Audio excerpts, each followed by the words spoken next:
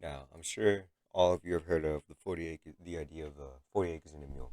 A promise given by the government that after slavery, every black family or black man will be awarded 40 acres and a mule to make a life for themselves. You guys also know that it didn't happen. But did you know that it was also done purely for racist intentions to keep black people away from other people, to keep black people away from white people? That is the real reason why. That is what we'll be talking about today.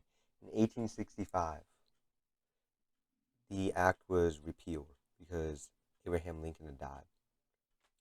With his death, it led to the unbelievably bad backstep of Andrew Johnson becoming president. Like this man, he literally openly said that, roughly quoting, "This is a land for white people. So by God, while I'm president, this would be a government for white people." He knew what he was doing. He stopped it instantly because, well, he was a Confederate.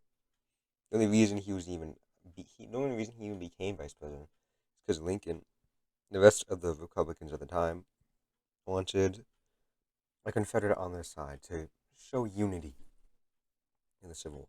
But they didn't think about what would happen, if someone who's trying to repeal the biggest industry in the South got killed because, maybe half the population hates them, so I don't know. They were just very short minded, did not think about the real consequences. Anyways, though, back to 4 acres and a mule. What it would have really done in practice, it would have technically still given 4 acres and a mule to them, but in a very different way. It wouldn't just be like all scattered around the whole continental U.S. No, they decided that like the black people decided what it was because a bunch of white Republicans came up to them and straight up asked them what they wanted. They wanted a small, concentrated, I should say, plot of land, and it would be total about 400,000 acres because they wanted to stay segregated for good reasons. It was so that they could stay together, could protect each other, could form bonds, could be a true community, and truly flourish with their own kind because no one else was going to help them. No one else was going to protect them. They knew if they stayed with them, they'd get singled out. They would get raped and pillaged and murdered. The actual act itself, it first started by just detailing, as I said, the land they were given. Also, how they could govern themselves, and they did. In just a few months, they already had like an entire government. That's how quickly they were able to do it. Just a few months. In a few months, they had about 40,000 people there. 40,000. And they even had like a governor. And they also would have had protection. They would have been able to stop white people from just killing them. The third part of the deal was how the military would help with the 400,000 acres, protecting it, getting it, all of that jazz. Another of the big reasons why they wanted to do this and why they were so adamant at pushing for this, because they wanted to, quote, break the back of Southern slaveholders' power. They wanted to make them hurt. They wanted to make it hurt. Because these people, they hated slavery. I mean, it makes sense. They were abolitionists. They tried to help. And they did until their ally got killed.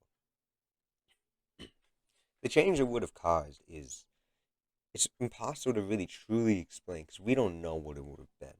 There's not really, I'm pretty sure, ever been an example of something like 40 Acres and a Mule. At least one that actually panned out and where they actually went through with it fully. They did technically go through with it, but they did repeal it and force them all to leave, as the U.S. tends to do. But we don't know the long term effects. The long term effect, black people could be at the top right now if that happened. If they did, maybe the whole of that area would have been like an entire nation of Tulsa. It would have been like a whole state of Tulsas. It could have been a whole state of Black Wall Streets. It could have been. But it also could have been nothing.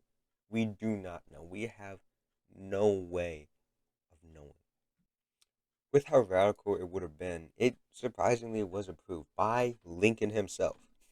When news publications got wind of it, they said that they were not so dumb and that black people rushed to take advantage of the order. He did technically, but saying take advantage does kind of paint them in almost like a way of being a thief. back to the topic of Lincoln. Lincoln liked the proposition, not for good reason, not for the reasons most people may think. Not because he was altruistic or good or any of that. It is because he still saw black people as lesser. He saw black people as below him, as people who should be segregated. He just didn't think that they should be slaves. Because he had at least some sort of conscience. He thought that they shouldn't be that low, but still lower than white people. The idea that people need to really get drilled into their head is that he was anti slavery, not pro black. That is the distinction we need to make. That is the thing that needs to be rewritten about his history and what we need to really teach now. It's just kind of bullshit. It's bullshit, and it paints him as almost like a god or like an idol, as the best president. No one can ever live up to this image you see of him, of this image we put him on a pedestal for. Back to the arrangement. This was the first actual act of reparations. This is maybe one of the biggest acts of possible reparations in the history of the United States. At least maybe in the world even, but definitely the United States. This would have, as I said before, changed the world. It would have changed everything. Black people wouldn't be in the positions they are today. The lifetime likelihood of a black man being incarcerated wouldn't very likely not be as high as it is. Right now, if you are born and as a black man, you have a 33% chance of being incarcerated sometime throughout your life. 33. And for the others, 33% of black men have the felon title. That means 33% of black people cannot vote. They can't get all of social services and are forced to live as a second-class citizen for the rest of their life because 40 acres and a mule was taken, because Andrew Johnson became president, because Lincoln and the rest of the Republicans thought so short term. We can't be thinking in the short term for these solutions, not just something like this, but in everything. We can't be looking for the quick solution. We need to look to the future. We need to think, what do we want to do to maximize our growth for the rest of our lives? They knew what they wanted. Land.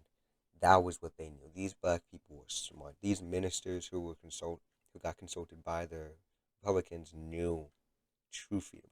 True freedom lies in land, in property.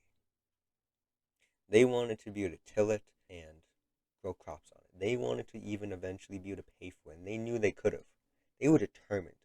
They weren't lazy. They weren't just getting given things like we portray people getting reparations as. They weren't just going to spend it on whatever. No, these were hard-working, true Americans. And we stripped their liberties.